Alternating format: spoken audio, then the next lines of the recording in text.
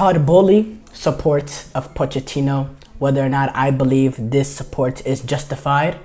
Um, Todd Boehly, he went on one of those, you know, rich people conferences that these big owners go on. I believe it was at like something in LA. And he had some comments that might rub people the wrong way, talking about how the football has been getting better and all that, and how the narrative has changed really quickly and all that. Honestly, look, I'm going to be honest, as a Chelsea fan, I don't want to hear that right now, especially because we're on the back. We finished in the bottom 10 last year. We're at 7th. We're at 7th. This is nothing to be proud of. We just lost to Arsenal 5-0 like 3-4 games ago. It's very recency biased based on what happened the last two games. The last 2 games. The way in coming out with these sort of comments, talking about how this is exactly how he planned it. What sometimes it's just good to leave the footballing aspect of it to the football guys. And I don't want to say just be a checkbook, but essentially just be a checkbook and just keep your mouth shut, because nothing he says really helps Chelsea. Nothing he says is gonna benefit Chelsea in the long run. Just worry about keep everything that you need to say football wise behind the doors. That's all I'm gonna say. But the main part about it was his support of Pochettino. He support Pochettino. He's backing him through and through. He's definitely going to be back next season. Let's be realistic. And honestly, he can't fire. This is going to be like the 4th manager he's fired or something. So I'm going to discuss whether or not I believe it's justified. And look, I'm on both sides. There was times earlier in this year I was like, Pochettino out, Pochettino out, Pochettino out, Pochettino out. And it does create a little bit of a divide amongst the club between the people who want Pochettino in and want Pochettino out. And I can see both sides to it. This is a team, very, very young, youthful team that's gone through a lot of injuries. And there has been some improvement from Chelsea when you look from last year. Defensively, we leak way too many goals. 59 goals allowed. That's a joke for Chelsea. 59 goals allowed. That's more than a goal a game. That's approaching 2 goals a game. So that's bad. But we've scored 70 goals this season, which is remarkable. Honestly, when you look at last season,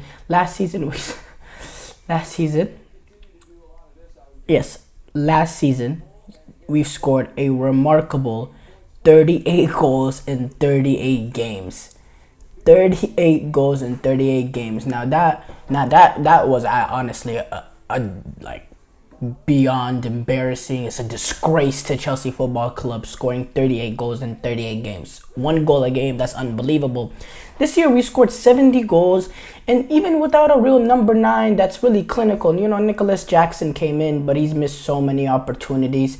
Some of the opportunities he missed, it just makes me think, wow, this Chelsea team could really be approaching that 80-85 goal mark.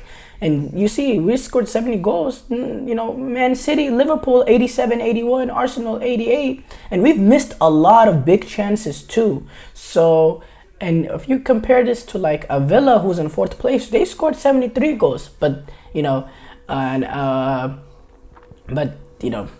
been better this season. Let's just be honest. But what I'm saying regarding Chelsea is, and Pochettino is, at least like with Ten Hag and United, you don't see a really pattern of play. With Chelsea, I see a pattern of play that we're trying to play. We're trying to play the Pochettino Tottenham way. I can see what we're trying to do with getting playing high pressing, winning the ball high, playing very energetic football, playing with a lot of pace, heavy pace, fast flowing football. So I see what we're trying to do. We have pressing. We got workhorses in there. I see what Pochettino is trying to do, and I see the pattern of play, and I like how we're playing the system no matter what. Like whether or not we're going to Man City or this or that. Like I'll give you an example. We went to Manchester United. We played the same system that we play all year, and we died by it. Like completely died by it. But then we play Everton and we win 6-0. So I like the fact that there's a pattern of play and there's a philosophy that Pochettino is trying to establish here, and he's trying to develop these young players. So that is the part where I think that is a good a reason for him to stay. Like that's a pro. But the cons, there's been some games this season where you're just like, what is this decision made? Let me give you an example. Let's go to the EFL Cup final. We're dominating through the end at extra time. Liverpool is a very injured Liverpool team. We are a very youthful team too. It's a very injured Liverpool team. And they're bringing in guys from the academy, 17, 18, 19-year-olds. They have like 4 or 5 19-year-olds on extra time. And we were entering extra time. I think it was 1-1 at this period. And for some reason, we observe and we allow the pressure to come on us in extra time when we should have been the one being the protagonist and attacking the youngsters and giving them, we gave them time on the ball. We didn't pressure them. We didn't do nothing. And it just seemed like, we're allowing them to, ease into extra time when we should have been the protagonist. We should have made those kids, suffocated them. We didn't do none of that. In fact, they're the ones that put pressure on us because we sat back and allowed them to. Why Pochettino went into that extra time deciding to play a little bit more restrictive is beyond me. So there's been certain times throughout the season where you just look at Pochettino and you be like, what? What is this? And also, we have to be honest, Pochettino, he's a great man. He had a good run at Tottenham, developing those players, playing good football, or developing at Southampton young players, and then playing some good football at Tottenham. But he never really got Tottenham over the top in terms of trophies. I think Pochettino, if he comes in right now, and we allow him to stay, maybe he's able to progressively build up this Chelsea young team and get them to playing good football. But is he the manager to take us to the top and win us Premier Leagues and win us Champions Leagues in the top level? For me, I don't think so. I don't think he has that. I don't think he has that capabilities. You saw he went to PSG. He couldn't lift them over the top. Thomas Tuchel beforehand took that PSG team to the final. He couldn't reach past the semifinal. He hasn't been able to take none of these teams over the top that he's been at to win trophies. He did win a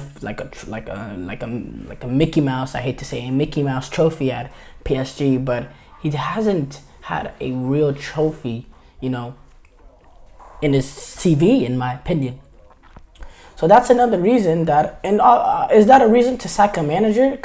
Or you can argue that's looking too far ahead, but for me, I'm looking at it like next season, you bring in a few experience. Why can't Chelsea start challenging for a few trophies, Why can't you? And I think that the EFL Cup final, the way that went down, I think we saw the Pochettino's lack of ability to understand what's required in these moments. And yes, I have to give him credit. He took a Tottenham team to a final. Yes, a Champions League final. Yes, that did happen. But did he win the final? No, he did not win the final. So do I think the thing is just support of Pochettino is justified? Yeah, I mean, as an owner, he has a direction that he's trying to go, and Chelsea have a direction that they're trying to go. So I believe it's justified. But is this the manager to take us over the top? I honestly don't think so. But it's important for entering the summer. It's important Pochettino doesn't become a puppet of the board and just take on the players that he wants. I think it's important for Pochettino to start going into the board and start convincing players, some of his players that he wants, some players that fits the system he wants, and more experience into the team. Because if they keep going with this young approach of signing these 19, 20-year-olds from Brazil or signing this gem, you can't have all these young guys. You need some sort of experience in this team, especially because Pochettino, he's going to need to start winning next season.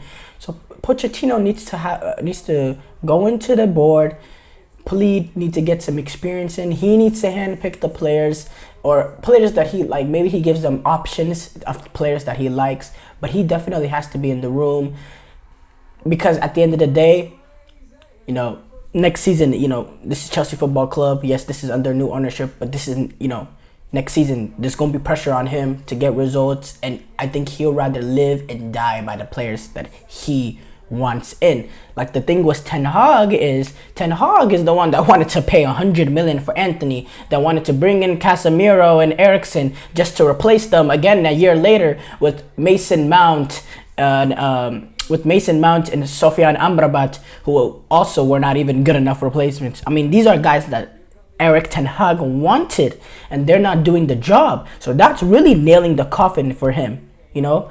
But Pochettino, he hasn't even had that opportunity to really bring in the players he wanted. He's kind of observing the players that this board, you know, this system that this board is trying to build.